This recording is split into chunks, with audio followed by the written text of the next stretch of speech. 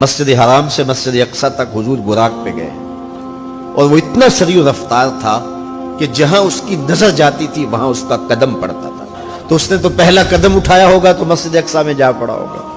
اور اتنی سرعت کے ساتھ وہ رفتار کے ساتھ چلتا ہے پھر حضور اس کی پشت پہ جلوہ فراز ہے. یہ 1000 کلومیٹر فی گھنٹے کی رفتار سے جہاز چلے تو کسی میں ہے ہمت کہ اس کی ننگی پشت پہ بیٹھ جائے؟ ہوا کی مزاحمت ہی گوارا نہ ہو، پڑخ چڑ جائیں، آگ لگ جائے. اور جو کروڑوں میل فی سیکنڈ کی رفتار سے جا رہا ہے اس کی ننگی پشت پہ بیٹھنے والے شاہ سوار کی عظمت کو سلام کرنے کو جی نہیں چاہ رہا. اچھا پھر اتنی سرعت کے ساتھ جائیں تو راستے میں کوئی دکھائی بھی دے تو سجھائی نہیں دیتا، اچھی طرح پہچان نہیں پاتا بندہ. یار تم گزرے تھے، کہا میں تیزی میں تھا. تو تیزی میں جو چیز نظر آئے تو اس کو پوری طرح پہچانا نہیں جاتا. لیکن اب اس رفتار سے جا رہے ہیں. لیکن معرفت کا عالم کیا ہے کہ میں حضرت موسیٰ کی قبر کے قریب سے گزرا، میں نے دیکھا وہ قبر میں کھڑے ہو کے نماز پڑھ رہے ہیں. اور حضور ابھی وہاں پہنچتے ہیں مسجد اقصی میں تو حضرت موسیٰ علیہ السلام پہلے وہاں موجود تھے.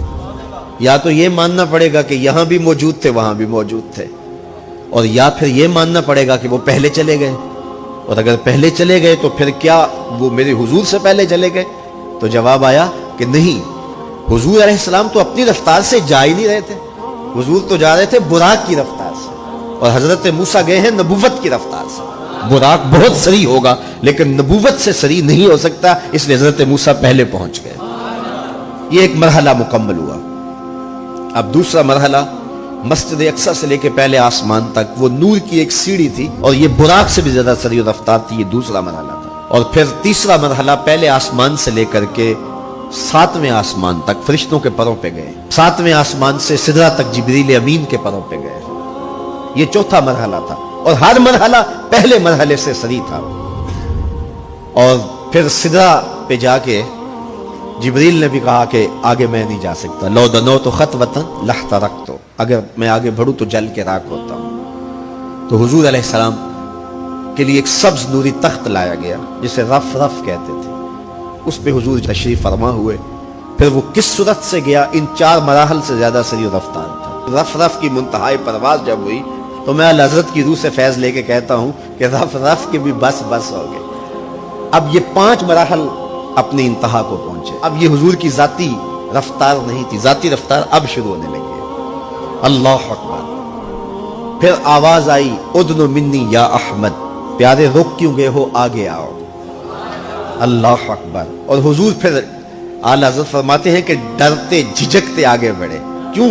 جلال و ہیبت کا سامنا تھا، جمال و رحمت ابھارتے تھے.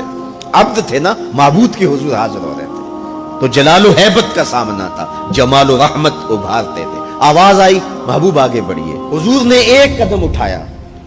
اب پھر فاصلہ کتنا طے ہوا ایک قدم میں؟ مسجد حرام سے لے کے مسجد اقصی تک براق نے جتنا فاصلہ طے کیا، مسجد اقصی سے لے کر پہلے آسمان تک نور کی سیڑھی نے جتنا فاصلہ طے کیا، اور پہلے آسمان سے 7ویں آسمان تک، اور پھر وہاں سے سدرہ تک جبریل اور فرشتوں نے جو فاصلے طے کیے، پھر اس کے بعد رف رف جہاں تک گیا.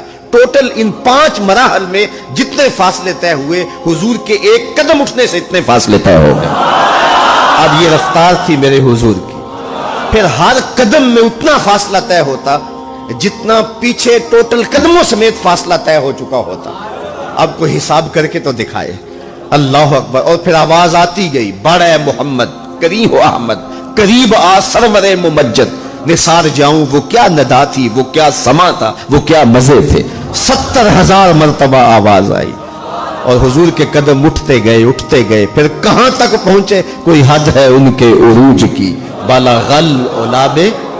اور اس کو میرے رب نے سفر نہیں کہا یہ ابھی میرے نبی کی سیر ہے. کیا سمجھو گے میرے رسول کو؟ اس کی سیر اتنی سریع ہے کہ تمہاری عقلیں تھک گئی ہیں، اور اگر وہ سفر کرنے پہ آئے تو پھر عالم کیا ہوگا.